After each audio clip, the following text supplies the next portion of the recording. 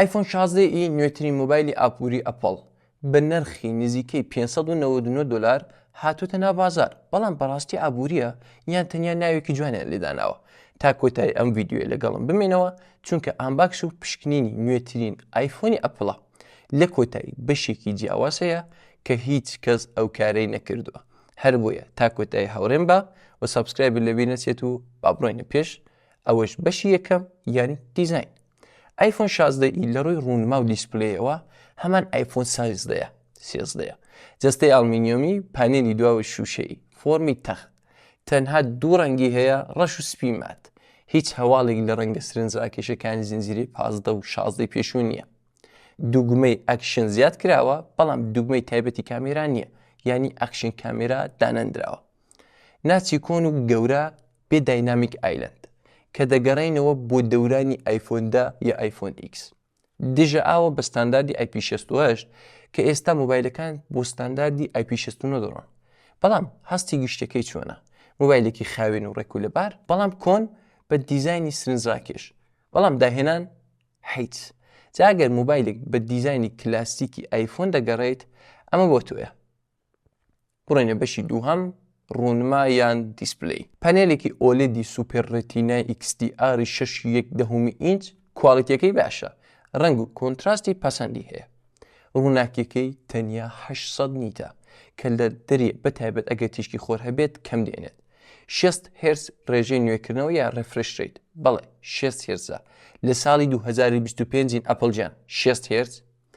HDR 10 هەیە و دۆڵبی ڤیژن پیشگیری دەکات، بەڵام always on display نییە.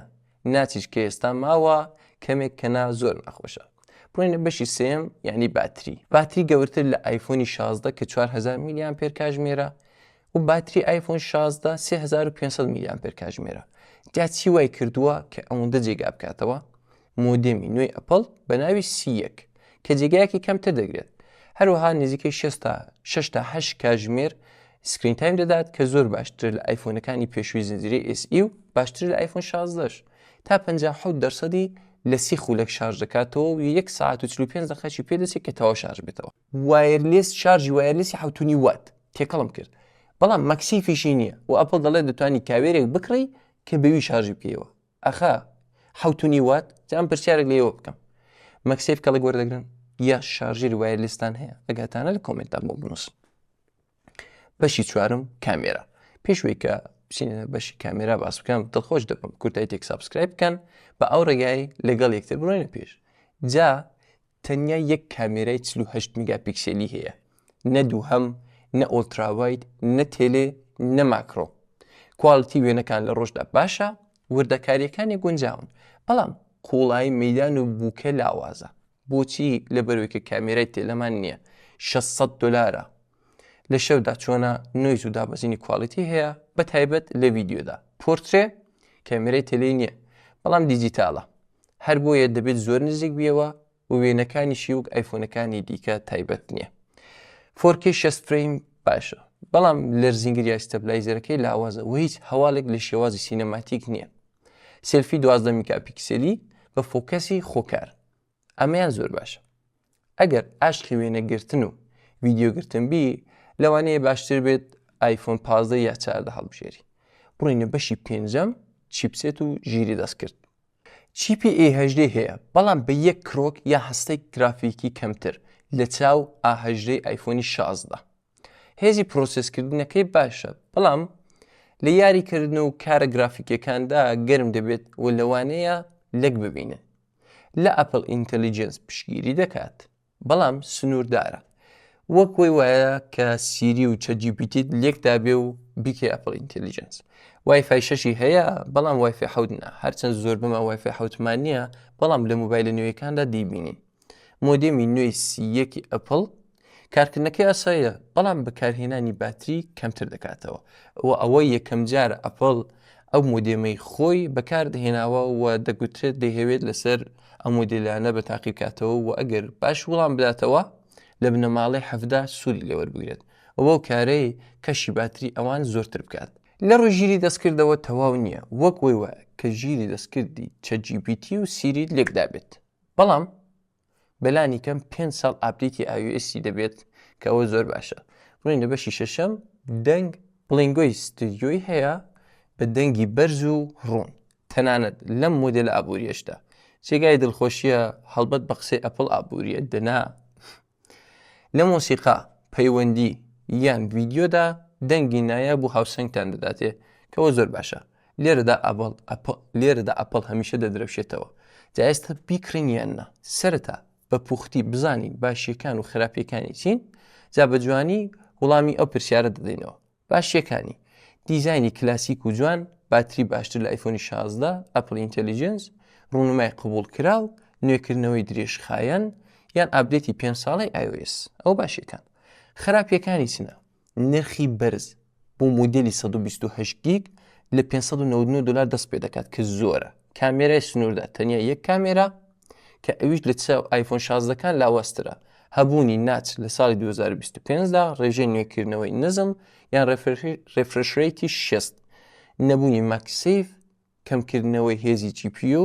جا بۆ وەڵامدانەوەی ئەو پرسیارە کە بیکڕین یان نا دەڕۆینە ناو وێبسایتی GSM Arena و چاو لێ دەکەین بزانین بەو نرخە دەتوانێت چ مۆبایلێک بکڕین. با من سکرینی لەپتاپەکەم هەڵکەم و بڕین ناو وێبسایتی GSM Arena. ئەوە وێبسایتی GSM Arenایە کە یەکێک لە تایبەتترین وێبسایتەکانە بۆ مۆبایل کە لێرەدا لە بەشی فۆن فایندر تۆ دەتوانی براند و هەموو شتێکی بۆ دانێ و پێی بڵێ لە چیهانت دەوێت. من براندەکان شیاومی هەر نرخی بۆ دادنین، پێویستنێ براندیشی بۆ دانین، تەنانەت پرایسەکەی مینیمۆمەکەی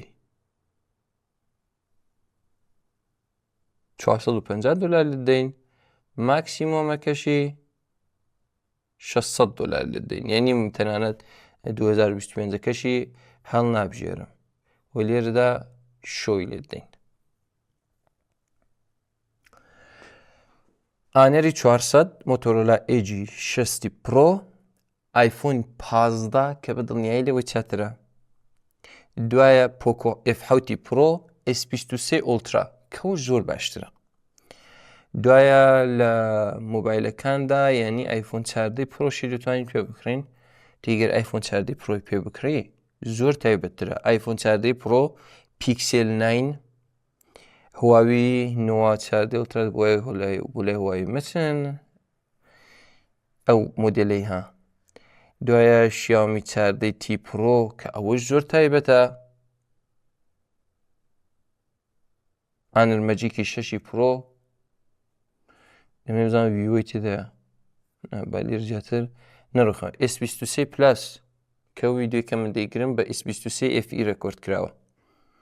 پاس بۆ نرخە ئێوە دەتوانن ئایفۆنی 15، ئایفۆنی 14، ئایفۆنی 14 پرۆ، ئایفۆن 13 پرۆ مەکس، پیکسل 9A، پیکسل 9، هەروەها ئانەری 400 پۆکۆ F7 پرۆ ئەگەر دەتانەوێت یاری بکەن، ئایفۆن 14 پلاس، شیاومی 14. ئەوان هەموو دەتوانن پێ بکڕن و هیچ پێویست نیە ئێوە بێن ئایفۆن 16 بکڕن. هەر بۆیە پێم گوتن $600 دەتوانن ئاوێ بکەن. دەنا ئەگەر زۆرتان پێخۆشە مۆبایلێکی ڕێک و لەبار و ڕەختە و چکۆلەی خۆشدەستی ئەپڵتان پێبێت یا ئایفۆن 16 بکڕن. گەشتینە کۆتایی ڤیدیۆی ئەوڕۆمان زۆر دڵخۆشم کە تا ئێرە هاتوون. هیوادارم بەسوود بێ بۆتان. لەبیرتان نەچێت هەرچی هەم بێت لە محەبەتەکانی ئێوەیە لایک و سابسکرایبتان لەبیر نەچێت و ئەگەر بیرڕایەکیشت هەیە سەبارەت بە کورتایتێک و من و سەبارەت بە پرۆگرامەکاندا لە کامنتدا بینووسە.